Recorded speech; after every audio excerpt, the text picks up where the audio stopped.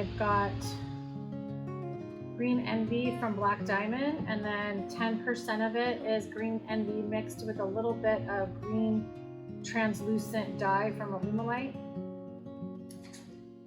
The majority is the lighter color. I start with my darker color to just kind of gently put it in the background so I have something to marble.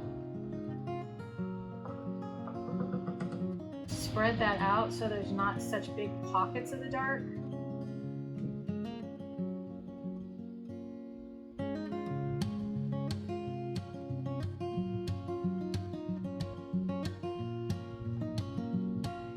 And so now when I pour this on,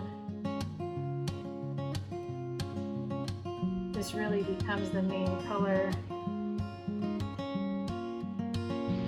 And I'm just going to gently blend this together.